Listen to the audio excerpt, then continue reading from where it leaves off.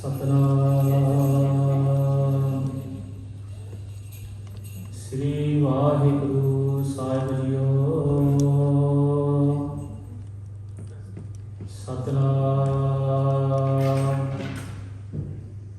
ਸ੍ਰੀ ਵਾਹਿਗੁਰੂ ਸਾਹਿਬ JIO. ਜਾ ਤੂੰ ਮੇਰੇ ਵੱਲ ਹੈ ਤਾ ਕਿਆ ਮੁਈ ਸੰਦਾ।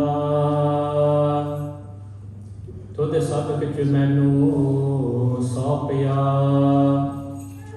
ਜਾ ਤੇਰਾ ਬੰਦਾ। ਗੁਰੂ ਪਿਆਰੇ ਸਾਧ ਸੰਗਤ ਜੀ, ਸਾਰੇ ਗੱਜ ਕੇ ਆਖੋ ਵਾਹਿਗੁਰੂ ਜੀ ਕਾ ਖਾਲਸਾ ਵਾਹਿਗੁਰੂ ਜੀ ਕੀ ਫਤਿਹ। So humble binti to Sadh Sangat ji. Today's Katha will be in English. So for those that don't normally hear Katha when they come to the Gurdwara side in English, today might be a slightly different experience. So also just a little bit about myself before we start this Katha.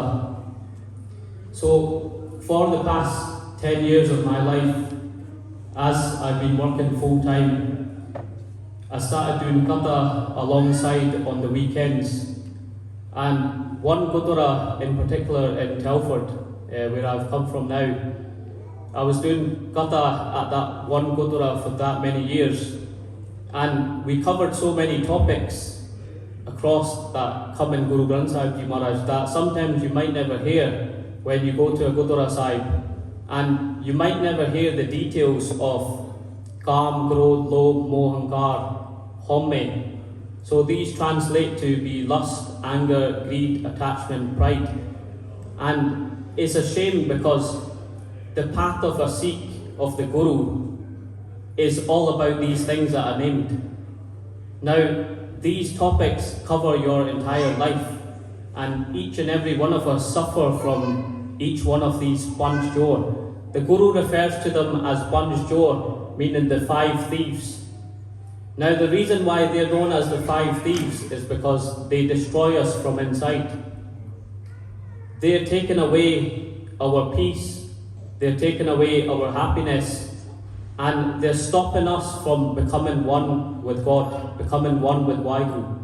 Now today's topic is very specific, and part of the reason why I decided to do a PowerPoint was because normally when I go to a lot of Gurdwara Sahibs, I do Katha. And sometimes when I keep it open, you might hear me talking about Guru Nanak Dev Ji, and then then all of a sudden I've gone all the way to space, which even Guru Granth Sahib Ji Maharaj talks about as well, because Guru Nanak Dev Ji mentions Patala Patal, Lakh Agasa Agas, that there's hundreds of thousands of worlds. And sometimes we forget what's even in Guru Granth Sahib Ji Maharaj, because it's not a blame that we struggle to understand Guru Granth Sahib Ji. The problem is, within the Sikh community now, over the years, we've found that there's an issue with language. And in Guru Granth Sahib Ji Maharaj, there's many different languages. Now some people say, what's the need to speak in English in a Gurdwara Sahib and you should only speak in Punjabi? Now, if everybody in the Sangat understands another language, which today the people that are being brought up in Britain is English, then yes, of course we should still carry on in Punjabi. However, we should cater for the people that understand English. Because what I've realised over the time that I've been doing Katha now that I've joined all the different social medias out there, a lot of people are actually coming away from this path.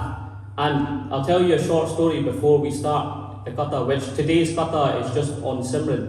And we're going to go through the meaning of it, and we're going to go into the details of what, when, why, where, how and who. So they questions that sometimes if you're ever taken from the police, they ask you all the questions. When did it happen? Who done it? How did it happen? And so on. So we're going to go through all that and relate it to what Guru Granth Sahib Ji Maharaj says. So a short story, when I used to work in security for the last 12 years of my life, I came across one Singhini, and she came over to me whilst I was working. There was a show that was going on in the security place that I worked in, and it was called Faith and Grace. And it was based on Christianity, so only Christians would attend it. And this was practicing Christians, not people that just say they're a Christian and they don't read the Bible, they don't follow anything that Jesus says, and they make up their own things. However, this was Faith and Grace, where all the individuals that come there only believe in Jesus, only believe that He is the way, and believe that He is the one that can connect you to the Creator. So on that day, I remember clearly, I had an 11-hour shift to work. And for the 11 hours, I had to stand up with only 2 breaks throughout the whole day. Now, every between 20 and 30 minutes, when I was patrolling around the area, because I had to watch the doors to make sure that whoever was coming in wasn't carrying any weapons or carrying anything that could harm anybody, so I would always check everybody. Now, every 20 to 30 minutes, a Christian would come over to me, and first they would speak politely for a minute or two and say, "Oh, how you doing, what's your name," and stuff. So I would tell them. And then all of a sudden they would say, "Jesus done this, Jesus done that, the Bible says this, why don't you follow and become a Christian?" So every single time people kept on doing that, and then I had a good response. I said to a lot of them, "Look, I follow the path of Guru Nanak, so I'm a Sikh of the Guru." I said, if I'm happy with this path of Guru Nanak and I've obtained everything in my life, I've got eternal peace. I said, even if a family member of mine died, I would still be happy. Even if I lost everything, money, wealth, a house, a car, I would still be happy. I said, can your faith offer me that? And they would say no. I'd say, well, Guru Nanak offered me that. And I says, I'm happy with that, I'm content. If I've got eternal happiness, why would I need something else? And then some people question one, and I go back to the Singhini, because this girl used to be a Sikh that became a Christian. So going over to her now, because obviously throughout that day there was about 10 people that approached me.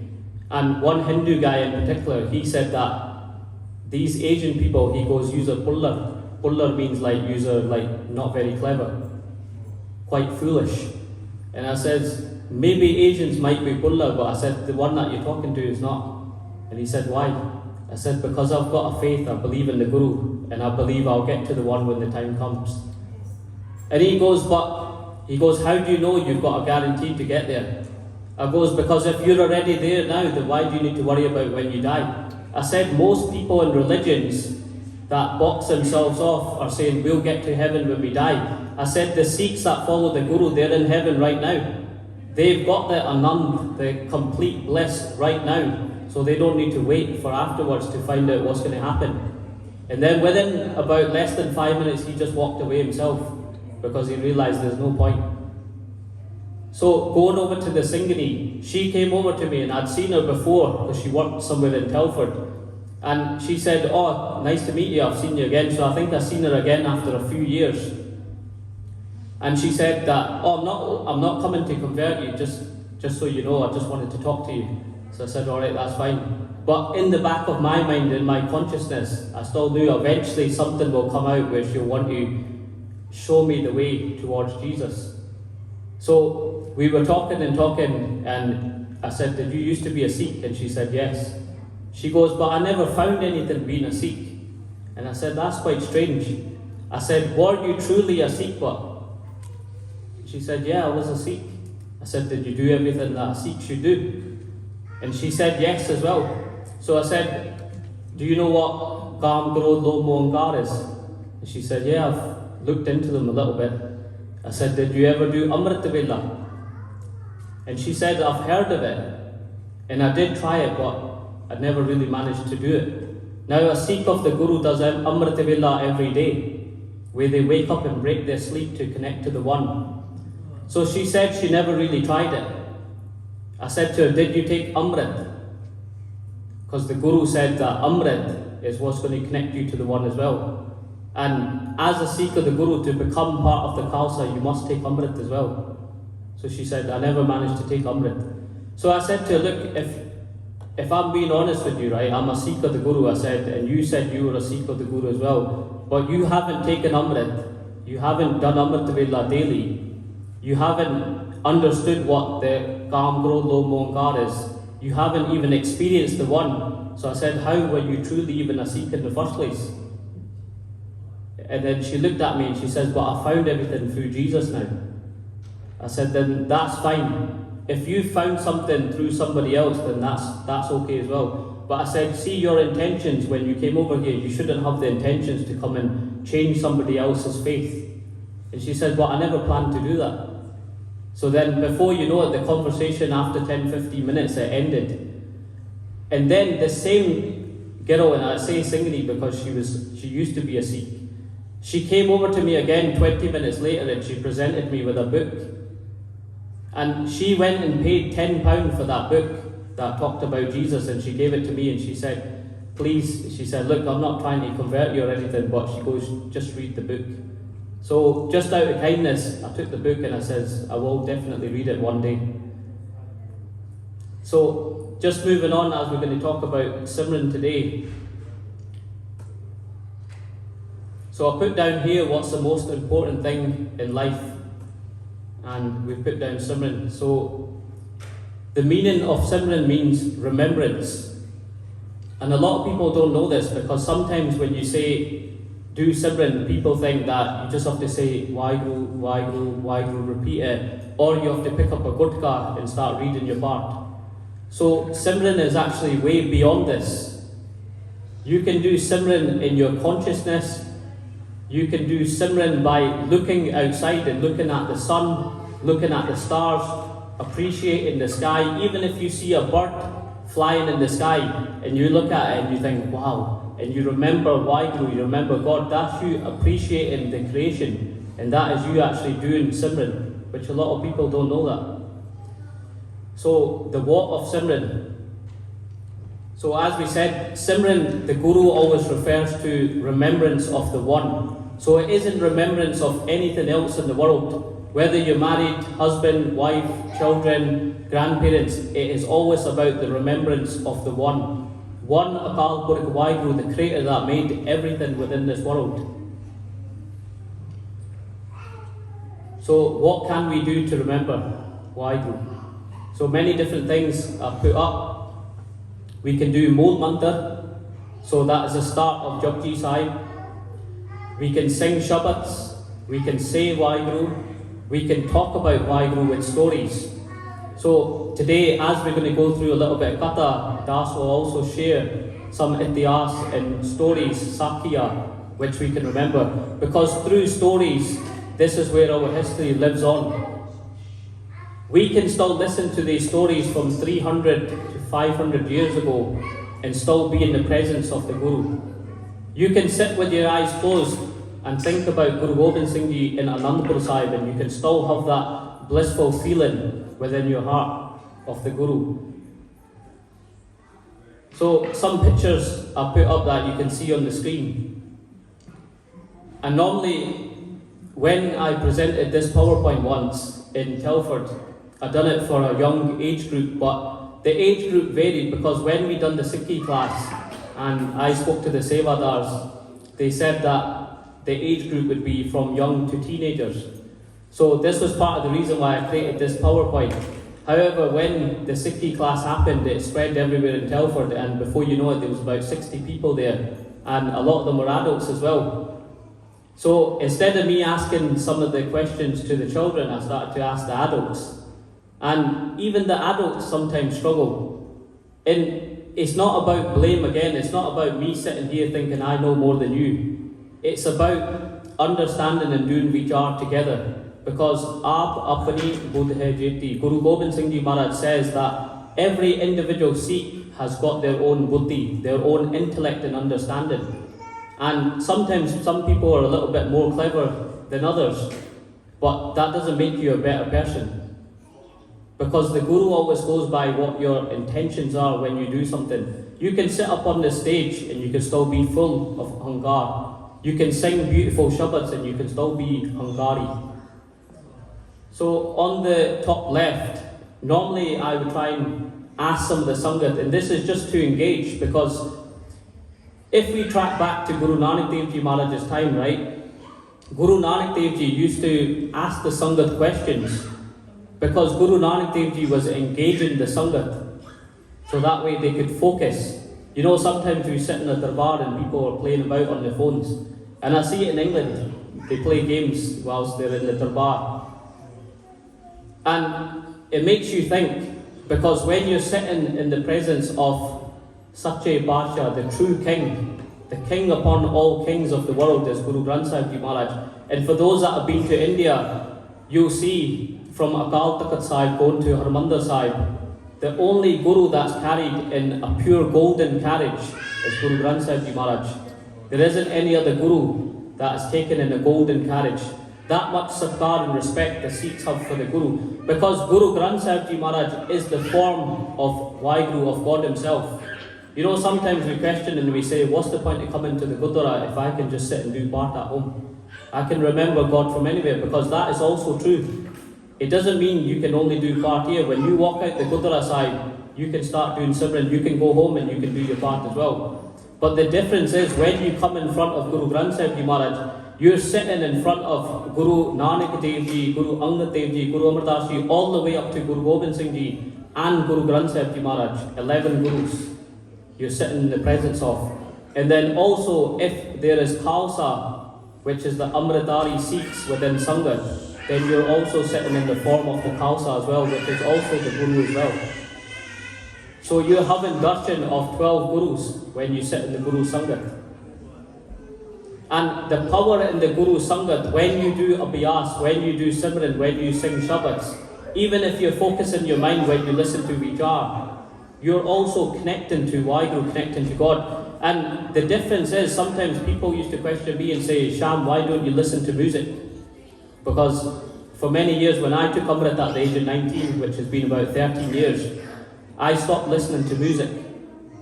And even when I worked in security places and I used to do night shifts for a long time, even the engineers that used to work on site, and they would come through and obviously they could see on the laptop I was listening to Shabads.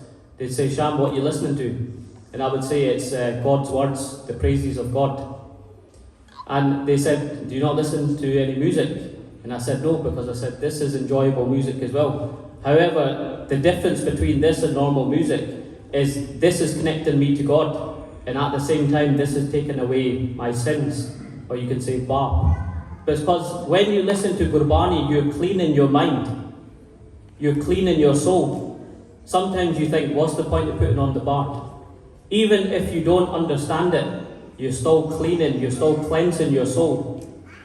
The reason why we can't see God is, Maharaj explains that we are stuck in Homme.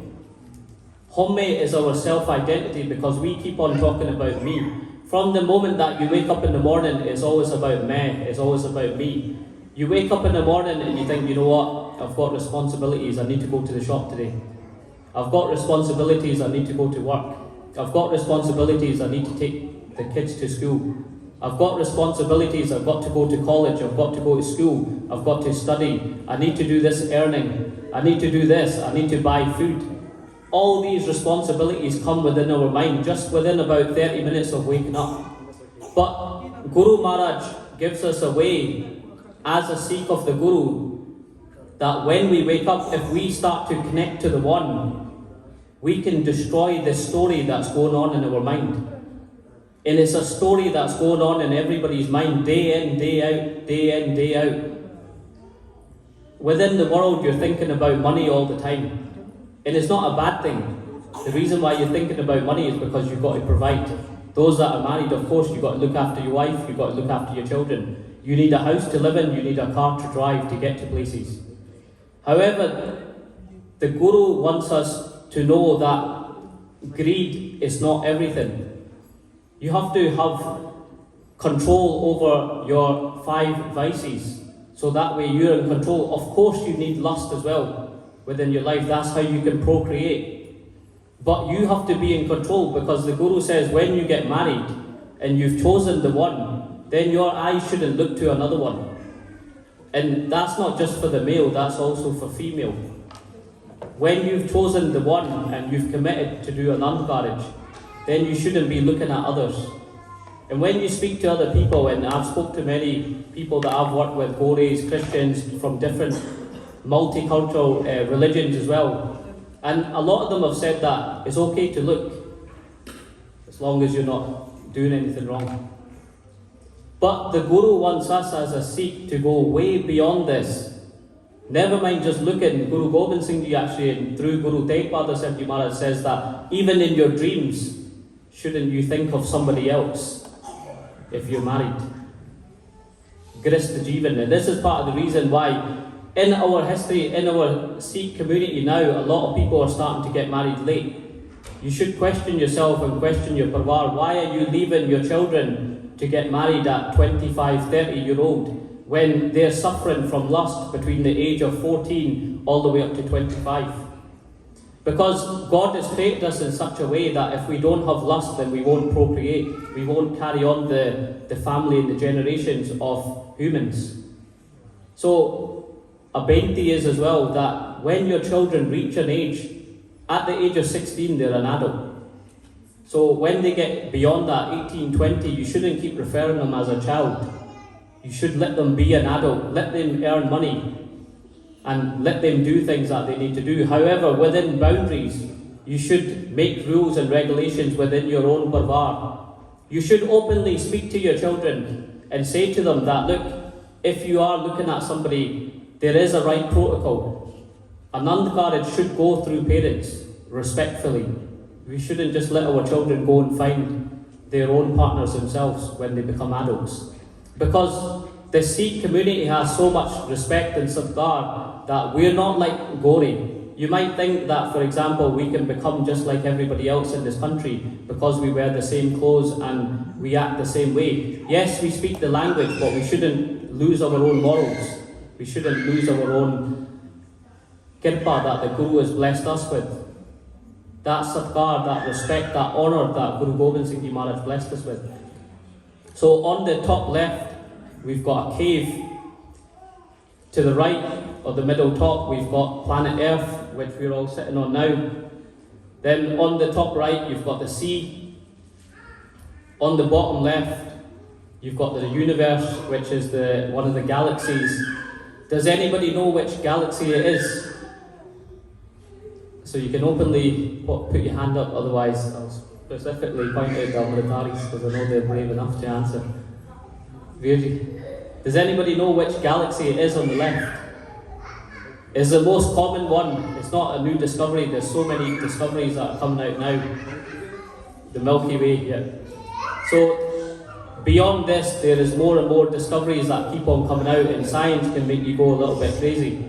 And I do look into it sometimes as well, because it's good to keep up to date with what's going on outside this world as well. There's many things happening beyond this world as well. It isn't just planet Earth. If you go beyond this world, there is worlds and worlds beyond. There's galaxies and galaxies beyond. There's even another sun that's been discovered as well. So in the middle at the bottom, we've got clouds in the sky, and on the right, we've got the forest. So the reason for me putting up these pictures, you'll see on the next one. So there's a Bani in Dasam Sri Guru Granth Sahib Ji, which is Guru Gobind Singh Ji Maharaj's Bani. Now, not a lot of people know about this, but Dasam Guru Granth Sahib Ji is one ang shorter than Guru Granth Sahib Ji Maharaj, which is very interesting. So, in my eyes, it gives Guru Granth Sahib Ji Maharaj the superior level that Guru Granth Sahib Ji Maharaj is the Guru. However, Dasam Sri Guru Granth Sahib Ji is just one ang shorter than Guru Granth Sahib Ji Maharaj. Now, a very important Bani that I put up here is called Akal Ustit. And many Sikhs used to read this Bani, especially before 84. And when we think about it, sometimes we lose that bharosa and we lose that faith in the Guru that how come the Sikhs of old were so strong and they were all Shastradhari and they could fight so well. They were saints and they were warriors. And part of the reason was because they never forgot the Guru, they never forgot Guru Gobind Singh Ji Maharaj's Bani. Whereas over the years now many people are starting to question, where does this come from? Where is the history for this? However, if you look in our Itihas, we still have all the original Granths. We still have everything that the Gurus gave us. There's even writings from Guru Hargobind Sahib Ji Maharaj on our scriptures as well. There's even signatures from Guru Gobind Singh Ji Maharaj after the Banis that Guru Gobind Singh Ji Maharaj himself wrote and he done vichar to all the Singhs. Now, Akal Ustad the Bani takes around 1 hour for those that can read quite fluently. And in this Bani, Guru Gobind Singh Ji Maharaj, when he sat down, he started to recite it, and Bhai Mani Singh started to write everything down. Now, when Guru Gobind Singh Ji Maharaj started to recite this Bani, and Bhai Mani Singh Ji was writing everything down, there's a point in this Bani where Guru Gobind Singh Ji Maharaj started to say Tui, Tui, Tui, Tui, Tui, Tui, and he said Tui, which translates to mean you, meaning referring to God. Now, Guru Gobind Singh Ji Maharaj said this Tui 16,000 times within this one Bani. However, when you read this Bani, you only come across 16 Tuis. Now, Guru Gobind Singh Ji Maharaj stopped after he went into Samadhi, into meditation, deep meditation connecting to Waheguru. And he said to Bhai Mani Singh, he said, count how many Tuis have happened. Because Maharaj knew himself that he went into a situation where he started to connect that much that he kept on saying Tui, and so much time passed by for him to say it 16,000 times. Now, Bhai Mani Singh Ji took a little bit of time and he said to Guru Gobind Singh Ji, he said, Guruji, there's 16,000. Now, Guru Gobind Singh Ji Maharaj looked at all the Sangat there and he said, we'll keep 16. Within this Bani, we'll keep 16, but whichever Sikh of mine recites this entire Bani from start to end will receive the benefit, the fun of reciting it 16,000 times. So just as much bhakti that Guru Gobind Singh Ji Maharaj done himself, connecting to Waheguru, that 16,000 times plus all the rest of Akal Ustad Bani, Guru Gobind Singh Ji Maharaj says you'll get that entire benefit. That entire fulfillment will come within you just by reciting this Bani. So a humble benti that you try and read this Bani. And if you can't read from Dasam Sri Guru Granth Sahib Ji Maharaj, because some people find it more difficult, because it is a little bit difficult compared to Guru Granth Sahib Ji Maharaj, then a benti is try and listen. Now that everybody has phones, all you need to do is type in Akal Ustad, or even type in Guru Gobind Singh Ji Maharaj's Part, and it will come up straight away. Thousands and thousands of videos will pop up. Today, we actually have no excuse to listen to Gurbani. If you can't read it, you can listen to it. And even if you don't have access to YouTube, you can go on many different websites. People used to come and see the Guru, and Guru Nanak Dev Ji, for example, would tell them some Bani, and they individuals would go away and recite and remember that little bit of Gurbani for the rest of their life. And they may have never even seen or had Guru Nanak Dev Ji's darshan again. But just within one Shabad, they could obtain liberation. And it says that in Guru Granth Sahib Ji Maharaj. If you take one Shabad of the Guru within your heart, never mind the entire Guru Granth Sahib Ji Maharaj, just one Shabad, you can become Jivan Mukt. You can become one with Waheguru. Just by reciting one Shabad and connecting to it and following it. So, sorry, just going back. So, a humble benti is Das will repeat one line, and if the Sangat can repeat the line back. And a benti, just before we do this, if you can try and close your eyes, and even if you don't understand the meaning, which you can have a quick look on the projector head now and understand what it's meaning, or I'll read it out for you just before we do it. So the reason for the previous pictures was because Guru Gobind Singh Ji Maharaj refers to all the different things that we just went through. And Guru Maharaj says, the Lord is in the water, the Lord is in the land, the Lord is in the heart, the Lord is in the forest, The Lord is in the mountains, the Lord is in the cave, the Lord is in the earth, the Lord is in the sky, the Lord is in here, the Lord is in there, the Lord is in the earth, the Lord is in the sky, the Lord is accountless, the Lord is guiseless, the Lord is blemishless, the Lord is without duality, the Lord is timeless, the Lord does not need to be nurtured, the Lord is indestructible, the Lord's secrets cannot be told. So within this Bani, the Guru tells us, it refers to all the things that were in the picture, that Waheguru is everywhere. Sometimes we think that just God is somewhere, or we come to the Gurdwara and we think God is here. But all the places the Guru is referring to, that God is everywhere. There isn't a place that is without God. And if you read this Bani or you read Jap Sahib, Guru Gobind Singh Ji goes through every single aspect and connects to God to say that God is here, God is there, He is in this, He is in that, He is within, He is without, He is outside the earth, He is inside the earth, He is in the universe, He is beyond the universe. Guru Gobind Singh Ji Maharaj keeps on going on and on and on and on, connecting to God, to make you realise that the oneness that we're trying to connect to is everywhere. It is not a he or a she. Sometimes when we close our eyes and we think, let's think of God, and all of a sudden a picture comes up and it's somebody sitting in the sky. That's not the one.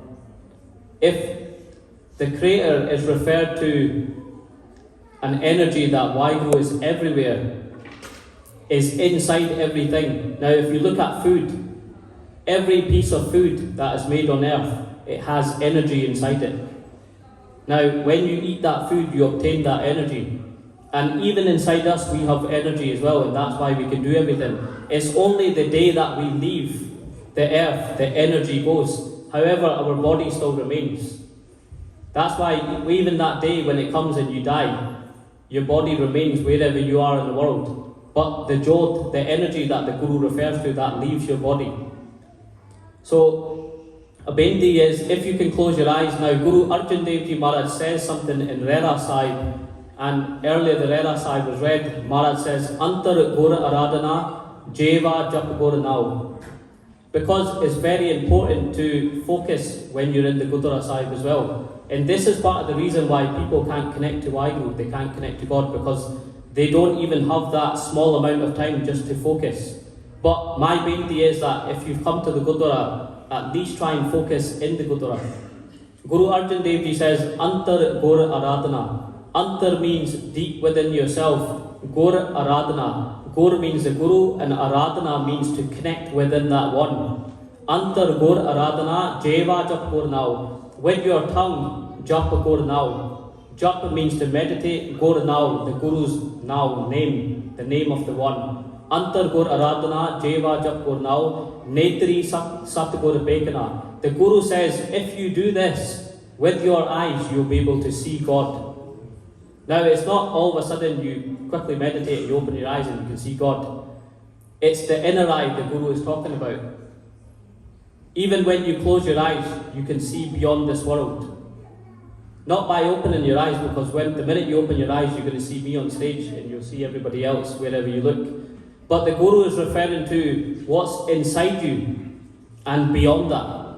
If you connect, like how Guru Arjan Dev Ji says, and I'll repeat it again, deep within yourself, Jeva Japko Now, you have to use your tongue to connect. Then with your eyes within inside yourself, you'll be able to see. And even the Buddhist monks, they say the same thing. The Buddhist monks can tell you previous lives. If you go and see them, they can tell you what you were before you were in this human life. Many people don't believe in reincarnation, but we'll go through a short story later. And you can look at our own. This is not the Sikhs' history, this is our history. We are all the Sikhs of the Guru that are sitting here today. This is our history, that the Guru shows us all these things to be true. So a benti, if you can close your eyes, if you don't want to close your eyes, keep them open and you can look at the screen. But however, try and connect. And I'm only going to say 2 words at a time. So it's pretty easy. Even if you can't see the screen from wherever you're sitting, you can still hear and try and repeat. Jale Hari, Thale Hari, Ore Hari, Bane Hari, Gere Hari, Gufe Hari, Chitte Hari, Nabe Hari, Iya Hari, Ua Hari, Jimmy Hari, Jamma Hari, Alek Hari, Apek Hari, Adok Hari, Adwek Hari, Akal Hari, Apal Hari, Ached Hari, Aped Hari. So where can we do Simran? So as we said, Simran means remembrance. So not just within the Gurdwara side, but even when you leave the Gurdwara side, you can do Simran. You can do Simran when you go to work, you can remember the one. Now we went through how you can remember the one. You can do Mool Mantra, you can do Waheguru Simran, repeat in Waheguru, you can sing Shabads, you can listen to Shabads, you can read Japji Sahib, Jap Sahib, any Bani you can read, or you can press play on YouTube and also listen to it. So a list here that I put up, even in the park, for those, the children that are 10, 12-year-old that still go to the park, you can do Simran while you're there. Even if you work, you can still do Simran. Now, you might think, how can you do Simran when you work? Now, in Gurbani, Maharaj tells us that he wants Simran to come within our consciousness. So there is a difference between your mind and your consciousness. Your mind is thinking all the time. When you speak to people, you process thoughts. But your consciousness is within the deeper part of the mind, where you're talking to somebody, however, you're still thinking about something else, but you're not revealing to that individual person what you're truly thinking, because that's in your deeper consciousness. Now that might be a little bit private. You might be talking to the individual and you might be sussing out their attitude towards you or how they're responding towards you, but you might not tell them that. But your consciousness is talking to you. Now some people say, how come we've got that upper consciousness as well? What is that? What's the difference between that? That is what the Guru wants us to connect to Waheguru. Because you can do Simran within your mind, but if you connect your consciousness to Waheguru, then even when you do speak to people, ut at the bed at the sov at the nam, standing, sitting, you can meditate. Sovet means to sleep.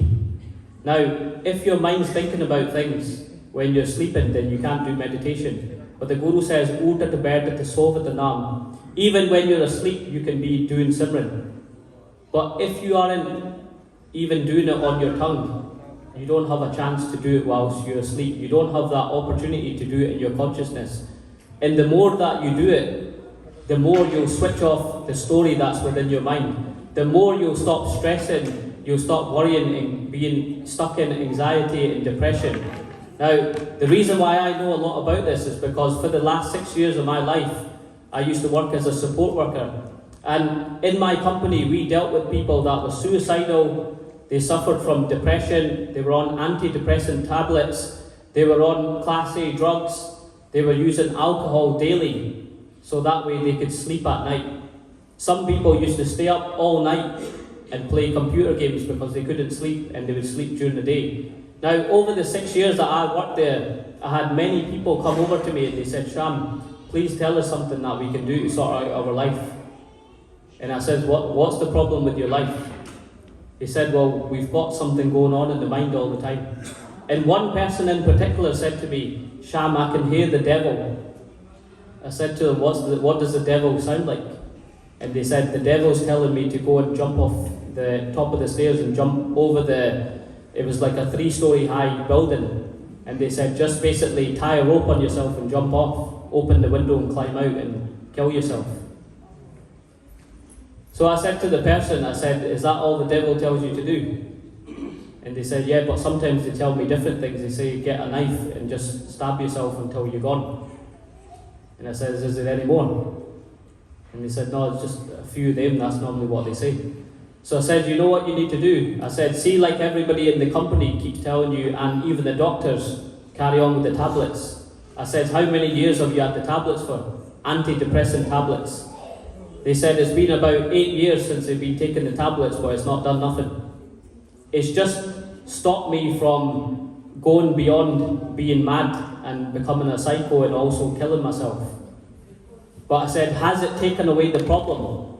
Because you're coming to me now, sitting right now, and you're saying you still want to kill yourself. You're saying the devil's talking to you. He says, it hasn't done nothing. And I said, you know what to do? I said, try this. Sit down, and I showed them how to sit down, Jonkeri, how we're sitting down today, cross-legged. It's probably the most comfortable position you can sit in. Especially those that meditate upon Waheguru know that this is the best position to sit in. And I showed him how to do Waheguru Simran. And he started to do it on his tongue with his eyes closed. And I said, why don't you just give this a try for 10 minutes a day in your life? I said, everybody's talking about meditation in the world. I said, not just Sikhs. I said, we've been doing it for a very long time. But I said, everybody now, if you look at the yogas, the people that do yoga, the people that are talking about mindfulness, the people that are talking about peace, all the different apps have come out now and they're becoming famous. I said, why don't you try it the Sikh way? I said, never mind doing all the different positions. I said, all you need to do is this. Connect to Waheguru. Remember that there's one creator within the world that's created everything. That energy force is inside you. All you need to do is close your eyes and connect to that one and forget about the rest of the world. And I says, all your problems will go away. And he said, you know what, I'll try it. There was another BB that came to me just within the last day before I left the company. And I told her a few things because she said to me, she said, Sham, I'm suffering as well. And I said, what are you suffering from? She says, I feel depressed all the time. And she says, sometimes I put on makeup on my face because she said, I can't face the world without being dressed up a little bit. She said, a lot of times I stay indoors and I don't even dress up. But she said, when I go outside, I put a little bit of makeup on just to make me look a bit better and I feel more confident and try and wear some decent clothes, and that way I feel like I can face the world.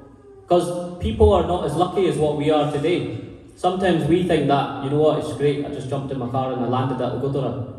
Some people can't even make it to the Gurdwara. Some people can't, even if they're a Christian, for example, like that individual girl, she probably can't even go to a church because she hasn't got the confidence to do it. She hasn't got the intellect, and at the same time, she hasn't got the blessing due to her karam. So she said to me, Sham, what can I do? And I showed her just within a couple of minutes. I said, look, meditate upon the Creator. I says, all your problems will go away. And I says, unfortunately, I'm leaving the company. And she says, why are you leaving? I says, I've got something a bit bigger to do. And when I showed her how to meditate, she started crying within 2 minutes. And I said to her, stop crying. And she says, I can't. Tears kept on coming down her face. And I said, why are you crying? She said, because what you've just taught me, she says, I've never been taught this in my entire life. And she says, I felt something. And what I feel that she probably felt was the presence of Waheguru himself. But we don't know that because every individual person that comes into Sangha has an individual experience. I can sit here and do vichar, but I don't know what everybody's thinking. I can sit here and do a Shabad, but the Guru is calculating and looking after what every individual is connecting to. The Guru isn't just concerned about one or two people, the Guru is concerned about everybody.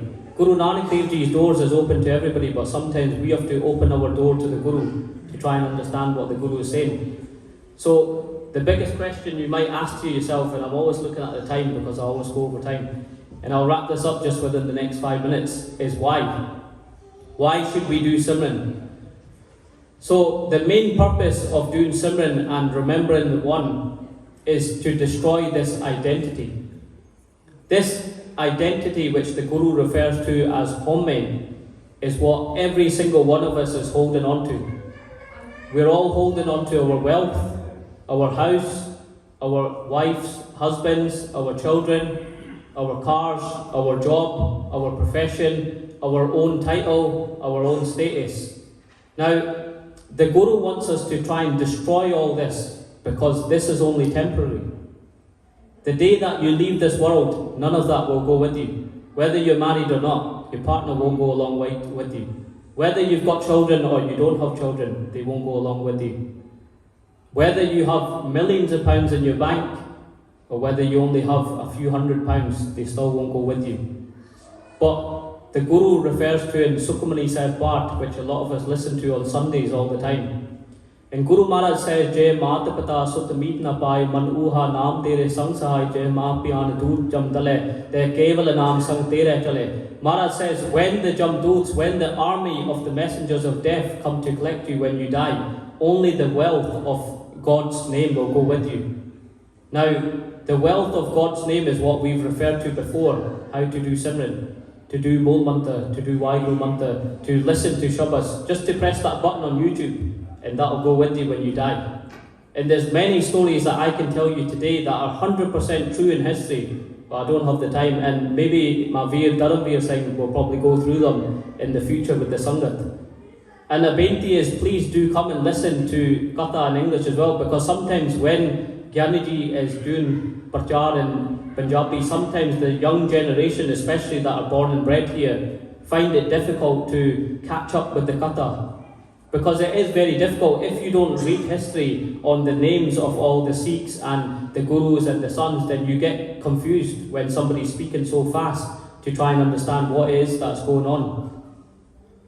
So the aim is to destroy this identity so we can become one with one. If you remember, for example, the Guru says when you die and you're on your last breaths, and the reason I've referred to it a few times is not to make anybody sad. It's just a reality that one day it has to happen. But the Guru says that if you remember money when you die, because a lot of us are attached to money, it's not a small thing, it's a big thing in the world. If you remember money on your last breaths, your consciousness when you're about to die, you'll become a snake.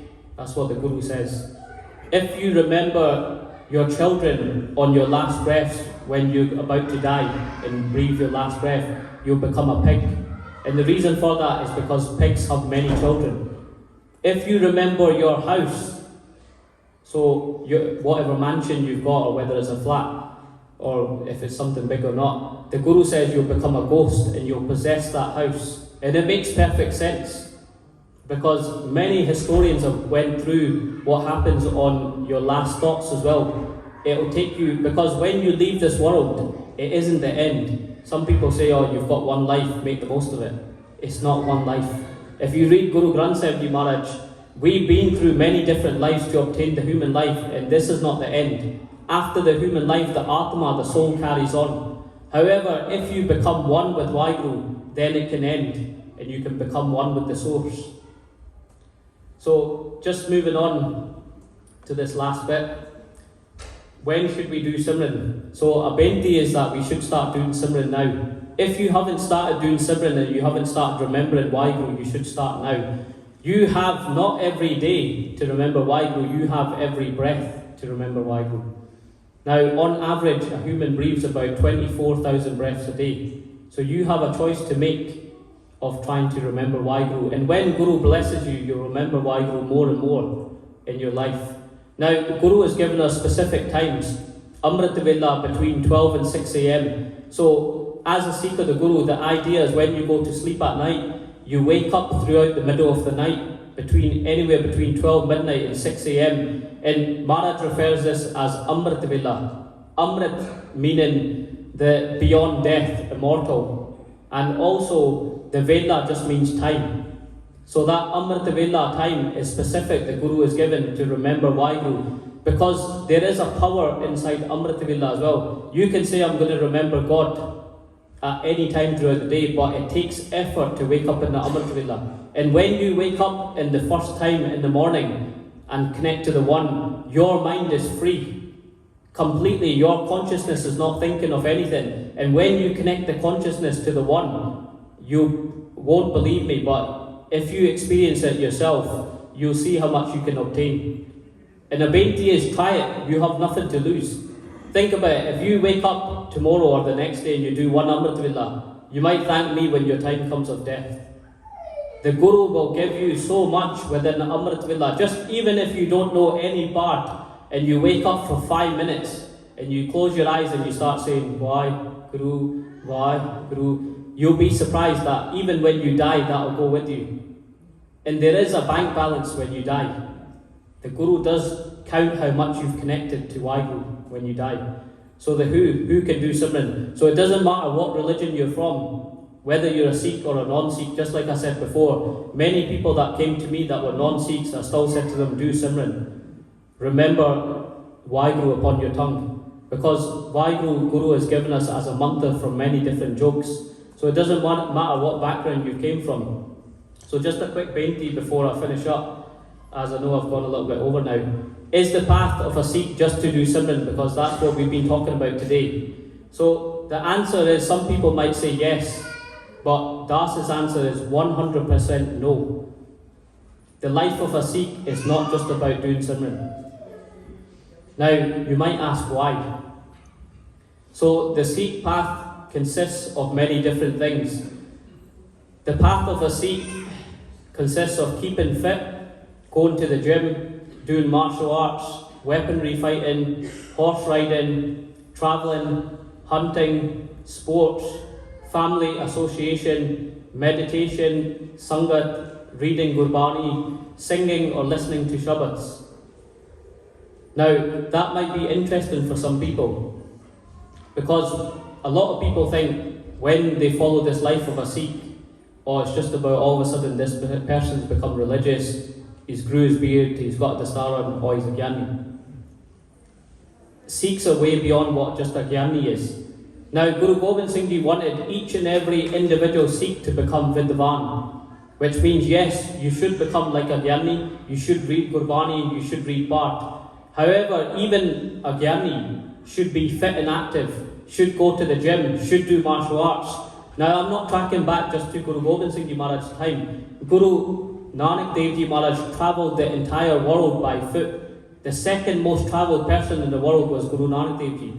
Now, imagine how fit Guru Nanak Dev Ji was to travel the entire world by foot. We couldn't even probably do it on planes, the entire world, but Guru Nanak Dev Ji done it on foot. Guru Angad Dev Ji done martial arts. So the second Guru, he actually encouraged wrestling. And from his time, Sikhs actually started to come together. And yes, they still read Part, they still had a discipline, they still followed what Guru Nanak Dev Ji done and said what they done martial arts as well. So they were very fit and active. Now, weaponry fighting started in the time of Guru Hargobind Sahib Ji Maharaj. Horse riding, Guru Arjan Dev Ji actually rode a horse, which might be interesting for some people, because a lot of people think it started from the 6th Guru. Guru Arjan Dev Ji Maharaj actually rode a horse. So all these other things the Gurus took part in as well, which was hunting, family association. When there was weddings, the Gurus also done their sons' weddings as well, and they associated with family. So one thing to remember, when you become a Sikh or the Guru, you don't isolate yourself. You still attend family occasions. Now, you have to make a decision in your life, should you go to certain places where things exist that you don't encourage. For example, where narcotics exist, where there's intoxicants. You have to make that conscious choice yourself. Now, some individual people can do that, but some people can't. And if you're not strong enough, then of course you shouldn't be in certain places. However, if people are doing things that go way beyond your red or maryada, you have to make a choice. Can you be present in that place? Only you as an individual can make that choice. So the path of a Sikh, of Guru Nanak Dev Ji Maharaj, can fulfill all your desires. You might question, what's the point of being a Sikh? You can obtain eternal happiness, you can forever be in bliss, you can be content, you can be carefree, you can be caring, peaceful, compassionate by following the path of Guru Nanak Dev Ji. So just a very, very short story on Guru Hargobind Sahib Ji. Guru Hargobind Sahib Ji Maharaj went on expedition with Jahangir. Jahangir was the emperor of India. Now, he felt that Guru Hargobind Sahib Ji Maharaj was very brave. And Guru Hargobind Sahib Ji Maharaj started an army where he started to get the Sikhs together. And just like we bow down to Guru Granth Sahib Ji Maharaj, we put a little bit of change and money in the Golak. Guru Hargobind Sahib Ji instructed every Sikh to bring weapons and horses and come to me. Now, he specifically said that bring the young, the youth. And if you look today, there isn't many young here. But Guru Hargobind Sahib Ji Maharaj says bring the young, because he knew that when you're young, you're fit and active. When you get older, of course, you start to get problems with this body. your knees go, your legs go, your arms go, you've got shoulder problems. When you're young, you're fit and active, you can do anything, you're invincible. Guru Hargobind Sahib Ji said, bring shastras, bring weapons, bring guns, bring spears, and come to me. So that's what the Sikhs start to do. Every time they came to see Guru Hargobind Sahib Ji, they'd put down a weapon. And before you know it, Guru Hargobind Sahib Ji Maharaj collected a massive khajana full of weapons. And what Guru Hargobind Sahib Ji done was he started to give out all the weapons to the Sikhs. And he started to train them in martial arts to be fighters, to be warriors in this martial arts. And when Guru Hargobind Sahib Ji Maharaj himself became known in India, the emperor started to fear Guru Hargobind Sahib Ji Maharaj, because they said that this Guru has created an army. He said he might take over India. And Guru Hargobind Sahib Ji Maharaj had around 2,200 horsemen, so Sikhs on horseback and with weapons that could fight well. And the Guru himself trained them as well. So the Emperor Jahangir, he paid a visit to Guru Hargobind Sahib Ji Maharaj, and he seen the army and he thought, wow, when he looked at the army. He said to Guru Hargobind Sahib Ji, he said that I've been told that you're fearless. So he said, let's go hunting. He said that I've even heard that you fight with lions and you can take out tigers, the most feared animals within the jungle, that are the king of the jungles. And Guru Hargobind Sahib Maharaj says, if you want to go, then we can go. So Jahangir, the Emperor of India, he got some of his men, some of his own army, and Guru Hargobind Sahib Ji Maharaj got some of his army, and they went to the jungles. Now this is open jungles. You know, like if you go to Africa today, they have the open wild jungle, and then it's closed off at a certain barrier. So somebody might have been, I'll probably go one day. It's something to tour and look at. So when he went there, it was an open jungle and they were all on horseback. Guru Hargobind Sahib Ji alongside the Sikhs, Jahangir alongside part of his army. Now, a lion came out from the jungle, a big lion that weighed over 300 pounds in weight. And Jahangir had feared the lion when he seen it, and the horses even got scared of lions as well, because the lion would eat a horse up pretty quickly. So they jumped off the horses and the horses scattered. And even Jahangir's army, some of them that were there, they ran away as well, and they had weapons. And Jahangir never knew which direction to look in. But Guru Hargobind Sahib Ji Maharaj quickly jumped off his horse alongside the Sikhs, prepared to fight the lion if they had to. And the Sikhs stood alongside Guru Hargobind Sahib Ji Maharaj. And all of a sudden, this lion pounced and jumped towards Jahangir, straight towards his face. And Guru Hargobind Sahib Ji Maharaj, as you can see in this picture, Guru Hargobind Sahib Ji Maharaj quickly jumped in front of the lion, went down in Birras position, right leg on the ground and left leg up, and he put his shield up towards the lion. Now you might look at this picture and think it looks like a little cat, but it was a real lion. And Guru Hargobind Sahib Ji Maharaj's shield was really big, and at the same time Guru Hargobind Sahib Ji was over 7 foot in height, so he was very strong as well. Guru Hargobind Sahib Ji Maharaj stopped the lion with his shield, and with his right hand he put his talwar straight through the lion's body, and he killed the lion in one shot. That's how strong our Guru was. The Gurus were fearless because they were Waheguru themselves. God was on earth himself from 1469 to 1708, and we still have the presence of Guru Granth Sahib Ji Maharaj, which is a form of God. So I hope in today's Katha and Vichar I haven't offended anybody.